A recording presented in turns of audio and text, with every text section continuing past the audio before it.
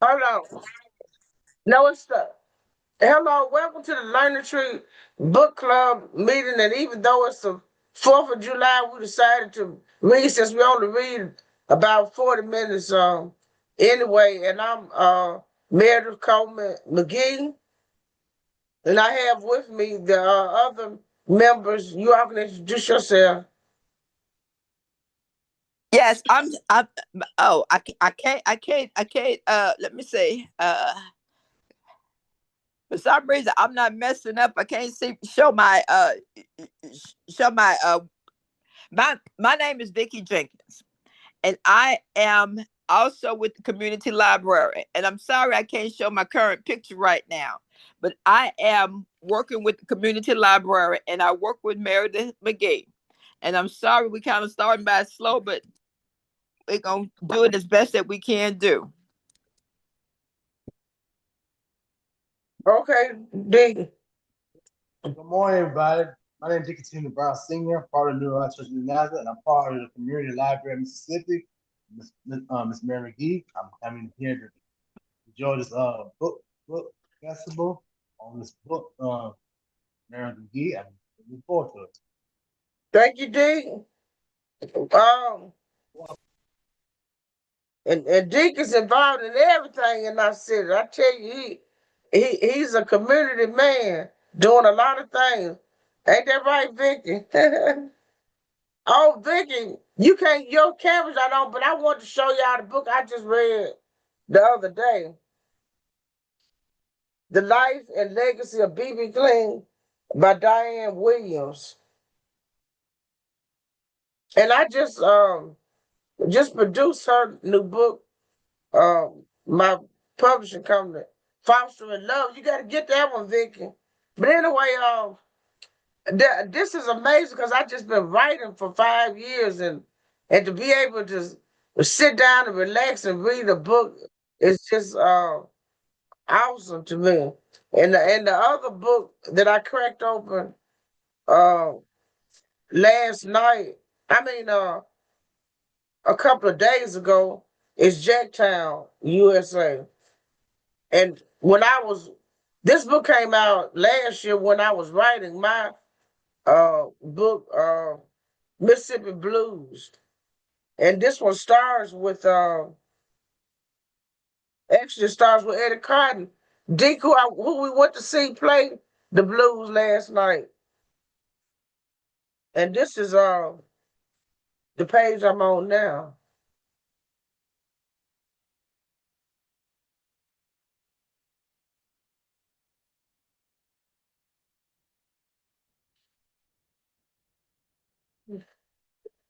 Okay, even as a child, Eddie Cotton, would make the songs his own and sang those songs a lot differently than the way the adults sang them. Zach Harmon, whose father was a blues harp player from Yazoo City, Mississippi, and the first registered black pharmacist in Mississippi, owned a business on Fair Street directly across from the Young Women's Christian Association, YWCA building. Harmon's formal guitar training came from the father of his childhood friend, Cassandra Wilson, and when the director of the Y realized Harmon was around, she asked him to teach a guitar class to the kids, little kids, like 6 year old Eddie Cotton. Eddie was the star in that class. He was a natural, Harmon said. His dad said, "I want you to teach my son church music." I played in churches too, and tried to teach him formal stuff, mixing in church stuff to satisfy his father. Before the class started each day and people were just hanging out, I would noodle around on the guitar. Blues was my number one thing. I'd be playing the blues, and Eddie's eyes were big as silver dollars because he liked what I was doing. show me how to do that, he'd say. Harmon worked with the youngster for about a year at the YMCA and remembers having around 10 students. Cotton and one other boy were standouts. They made me look good because all at all the recitals, I had two really talented students, Harmon added. I could play something and Eddie could play it back to me as a 6-year-old. And maybe not with dexterity, I could do it, but he had the demeanor of a 60-year-old man while learning and paid great attention to detail. Some of the kids were bouncing all over the room, not Eddie. Even at that age, he was very serious about what he was doing. It was a cultural thing. I knew he was going to be really good when he showed that level of discipline about wanting to get better.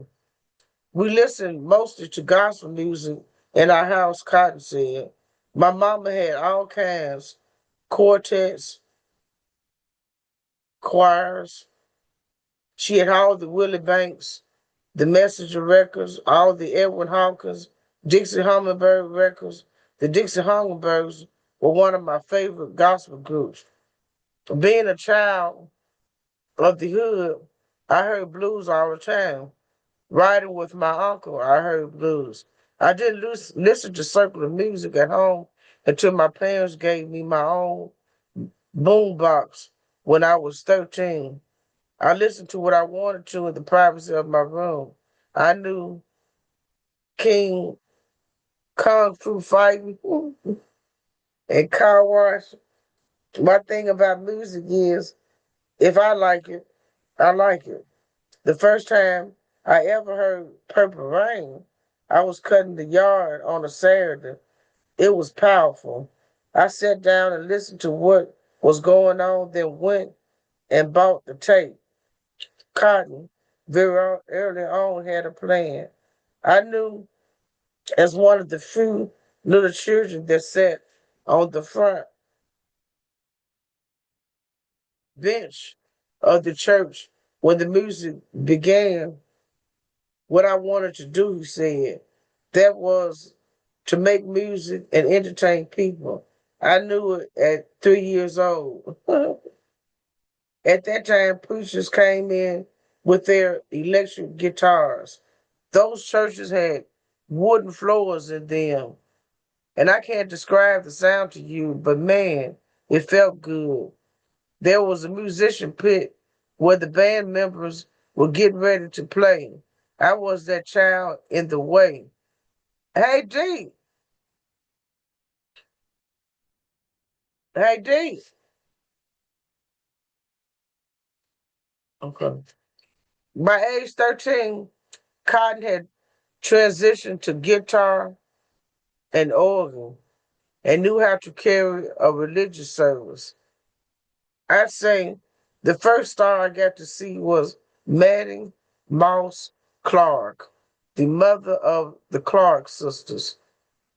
This was a convocation. My daddy bought me a tape recorder, a bunch of tapes and batteries. I said, the sound you hear up there, Junior, I want you to get that sound, the Kojic sound. When I saw those musicians not knowing they could play anywhere for anybody, man, they were some bad sons of. It really opened my eyes. Cotton graduated from Clinton High School in '88.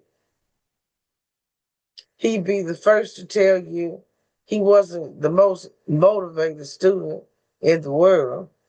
I wasn't going to go to college, he said. My mama made me take the ACT, and I put the answers down and went to sleep and made it. I'm 13. My mind was made up that I get a job, but I was going to play music some kind of way.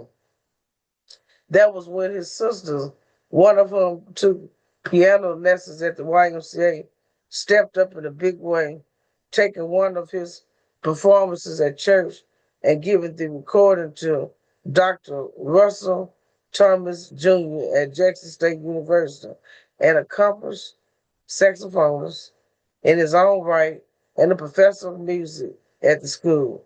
Dr. Thomas offered Eddie a full scholarship. Eddie majored in music theory. I never played in a band and knew nothing about music theory, he said, other than the guitar lessons I took from Zach Harmon and Sherman Lee Dillon, who taught me a couple of years in my early teens. One of my first teachers was Honey Sherry, a man from church who we called Uncle Honey. Uncle Honey put the diapers on me at church. He showed me what he could, and he told my daddy, I've taught him everything I can. You need to take him somewhere else. Sherman Lee Dillon taught me the scales. I still wasn't a good reader of music, but Cotton added, I could hear what they were doing. They There may have been far more advanced musicians at Jackson State, but being around top-notch players at Zion Church of God in Christ Church every Sunday morning for the time he could barely walk paid off handsomely for Cotton. He realized he had an ear for music from those years in the church, and he realized further that music theory is nothing more than a visual. We did music theory. What did music theory mean to Ray Charles? What does it mean to Stevie Wonder? They can't see, Eddie said. Theory is a numbering system. That's all it is. And not being able to read music, I was learning the way a blind person would. That's interesting.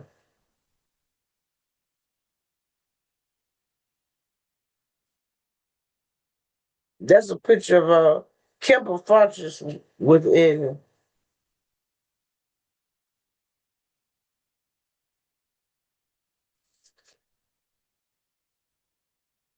his ear and with his heart.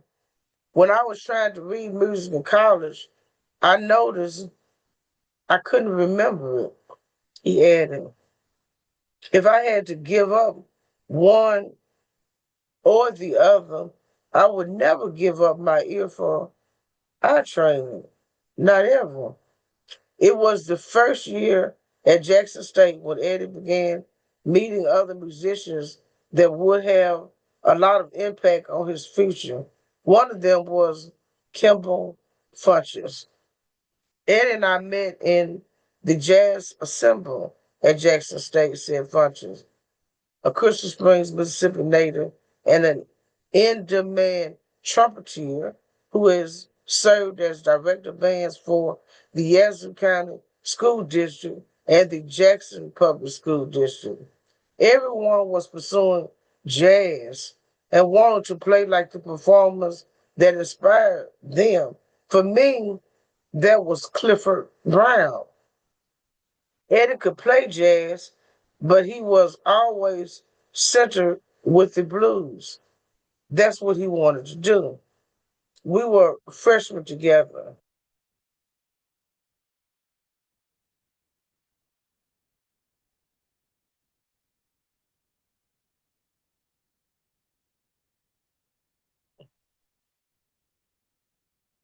I'm looking for we were freshmen together.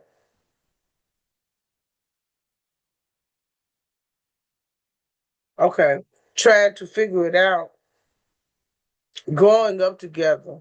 He said, Kimball, you need to think of yourself as a blues trumpeter. I was impressed as a peer that he knew what he wanted to pursue. Not only did he do the work, but he wanted to make sure he dressed the part. He'd say, I want people to see the blues. These are the shoulders we stand on. I would dress well to get across the image that goes with it, and he always has. After Cotton and Funches finished playing jazz at their campus concerts, they'd end up with blues, a blues number called Tiger Den Blues, which included a sizzling guitar solo.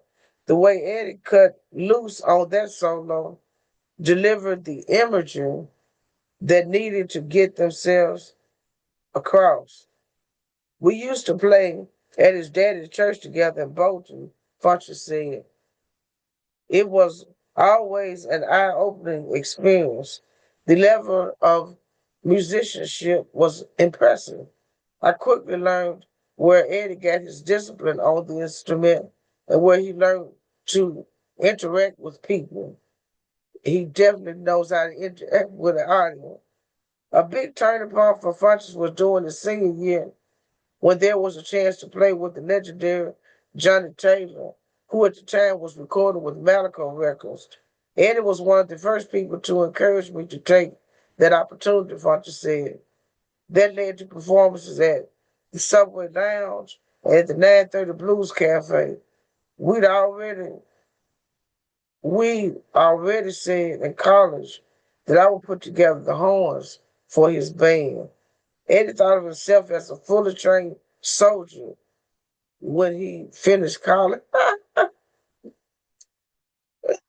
I was lethal, sort of a street fight, he said. I thank God for going to Jackson State because it got me ready for whatever. I might not be the best music reader in the world, but you can't intimidate me with paper. I can feel chords and know enough theory to play in any situation. School got me ready for that. Vickie, you ready? But there was a deeper side. Where As am I Cotton now? thinks of it, Where am I now?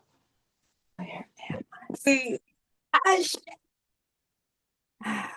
didn't learn at Jackson State and most likely wouldn't have picked up in any institution Where of am I higher now? learning. It was something he had to see up close over time. The importance of entertainment value. Too. Where? Yeah.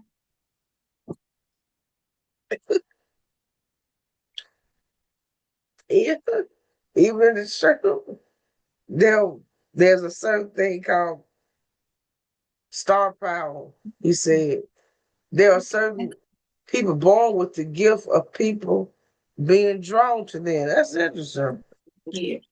That's where a lot of hate and jealousy come from. You can be the best musician in the world and not have that gift.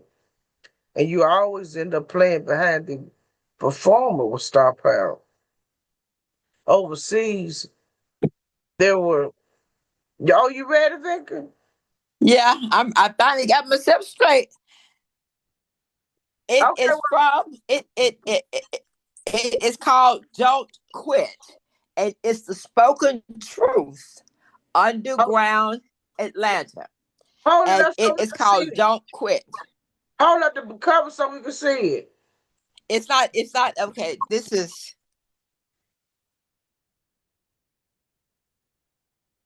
can Oh, you see me? I saw it. Oh, you reading a quote. Okay, yeah.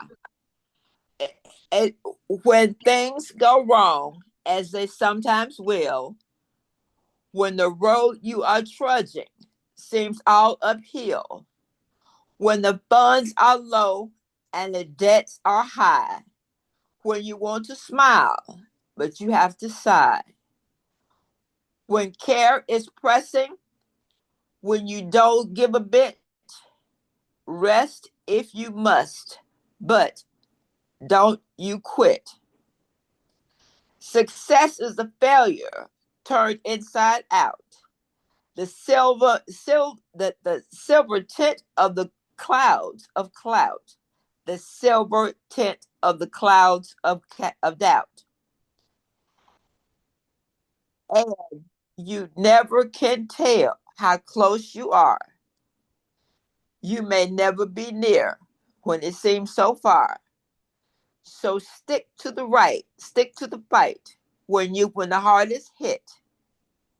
When the heart is hit, when things go wrong, you mustn't quit.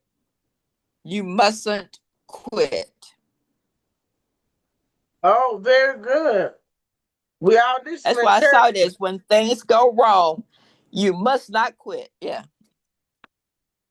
We got time for me to get another one of these right quick. The Go ahead. difference between the difference between successful person and others. It is not the lack of strength, not a lack of knowledge, but rather in a lack of will. Oh, wow. Those I got from the That's a Underground Railroad. I'll Huh? read that one more time. Read that one more time. The difference between a successful person and others is not. Oh, she dropped. I guess she'll come back. I'll keep reading till she make it back. Okay. But that's interesting, wasn't it, D? Oh, I want that shit. I was just reading about Eddie Cotton and Oh yeah. those rural churches. Did you when you was young, did you ever go to a rural church and they had wooden floors, and when the men be singing, they all be patting their feet and making a thump sound in on that wooden floor. You remember that? I remember that when I was about 15 years old. I learned that out my teenage years. I know all that. Like, that's what men stuff in their feet in the Uh-huh. sound. In the old wooden floor church, and when they pat their feet on the Uh-huh. floor to make that sound. Yeah. Yeah, Yeah. yeah. My great Yeah. uncle used to go to a church in Florence, Mississippi, Yeah. and he lived with a man who was about 93. And when I 93. was in Oh, okay. a freshman at Utica Junior College, and my I Mm-hmm. went to stay with my uncle and that man for one semester. Because my uncle was from Alabama, and he asked my mother could I come over there. But anyway, they used to go to this church, and it was just amazing to me. It was just completely different from like the Baptists and the Methodists, which my family was. But Yeah. how there's how they sung, the songs were so different, and then how they made music with the well, with the patting of their feet and hand clapping and all that, but it was just really an amazing feeling because they sung from the heart. Okay. But where I was thinking about that.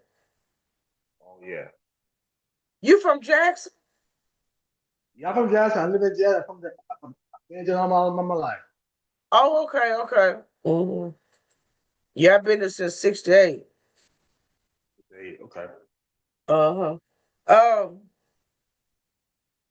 Now let's see where I was. Okay, overseas there was. I'm reading chapter one. Eddie Cotton, internationally known Mississippian Okay. from Harris County. Okay, Yeah. overseas there were these musicians that came from a conservatory and ended up playing behind John Lee Hooker. Okay, they couldn't understand how a man who couldn't hardly talk put 1,000 aces in the season. Oh, those musicians with all their theory, he's talking about what he learned in college, were wondering why these people didn't come to see them. They couldn't teach what God had given to John Lee Hooker. Okay. They didn't understand the spirituality of it. Okay. People didn't understand that just because you can play every note, it don't give you star power. Okay. That's why there's a lot of failure in this business. Maybe you can play well, but it don't make you a star. I heard Branford Marcellus, the great saxophonist, say he played behind Billy Joel. Branford's great, but he didn't have the following of Billy Joel. Your skill doesn't mean you're a good front man, especially in front of cold crowds. Cotton also offers this blunt assessment. That's interesting.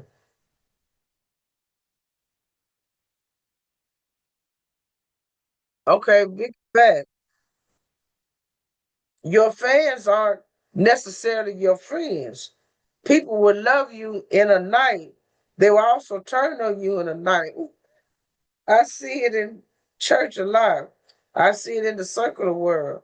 Someone may not be worth a damn in terms of what he knows, but people may like him or choose to like him. Oh, you read him, Vicky? Yes, yes, yes. Hello. Vicky, you got unmute. You got unmute your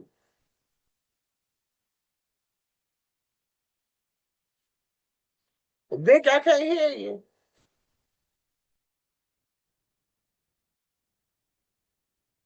Okay. Now in his late 80s. Okay. Let me see. I'm trying to unmute. Okay. All right. Okay. Okay. I said Deacon is muted, and let me see here. And I'm already I'm having such a hard time here. I'm Yeah, having such a hard time here. Okay. All right. Can you hear me? we can hear you. Oh, I'm sorry, but you can't see me now. Okay. We can see The, you and hear you. oh, you can't see and hear me? Okay. Yeah. Okay.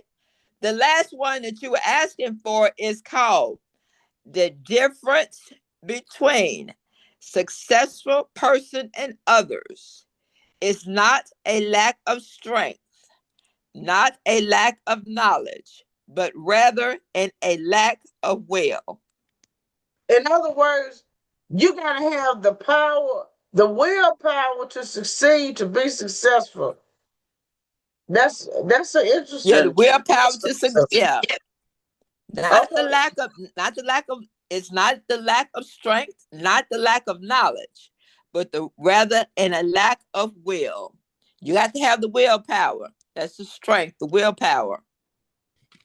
Okay, that's very good, Vicky. Thank you for those wonderful lessons on the 4th of July, America's The lack 250th of willpower. Yeah. birthday, where we are still struggling with basic things in in our society, but I guess we are blessed to enjoy whatever we can enjoy because God knows I was happy this week. I actually read an entire book. And also to remember when Huh? things go wrong, as they Yeah. sometimes will, when the road you are trudging, sometimes all uphill, Hmm. when the funds are low and the debts are high, when you want to smile, but you have to sigh, when care is pressing you down, when care is pressing you down a bit, rest if you must, but don't you quit. Very good. Success is a is a failure turned inside out. The silver tint of the clouds of doubt. And never can you tell how close you are. It may be near when it seems far. So stick to the fight when the heart is hit, when things go wrong, that you must not quit. Very good. Well, look, we done came down to the end of our meeting. So okay. I'm gonna read this one last paragraph before we close. Cause Yeah. And he I am so very sorry that I'm most of the one that's got it got messed up, so I couldn't get on the line as quickly as I wanted to. But yeah, that's okay. But anyway, I was gonna read this before we end because it's about Eddie Cotton is talking about King Edward, who is one of the people I featured in my book, Mississippi Blues, 1925. I featured the elder bluesman, Bobby Rush, 92, King Edward, 89, and Jesse Guitar Robinson, who was 82. And it says, now in his late 80s, Louisiana born King Edward Antoine looks back with pride at the opportunity to mentor and encourage a very young Eddie Cotton. King Edward learned from the masters, Buddy Guy, B.B. King, Junior Wells, Buddy Waters while living in Chicago. And he's been in Jackson for over 50 years. Okay, so that's about it. So y'all have some good barbecue. I'm going to have barbecue at 2, and Deke is going to have barbecue at 2, and Vickie have some. Enjoy your barbecue day as well. yeah, I'm going over there with y'all today. At Evelyn's house Oh, today too. oh, okay. You coming over there? Okay, then. Well, very good. I had to bring some something to drink and some paper plates. All right. Happy Uh, Fourth, you guys. I'm getting ice, and she told me to go and get my drink because I'm gonna stop at the liquor store and get my drink and get the ice. So All right, that's too much information. Okay, bye. okay, and I will, and I'm Bye. and she reminded me to bring that, I, I, to okay, bring that bye. raincoat. Bye, Victor.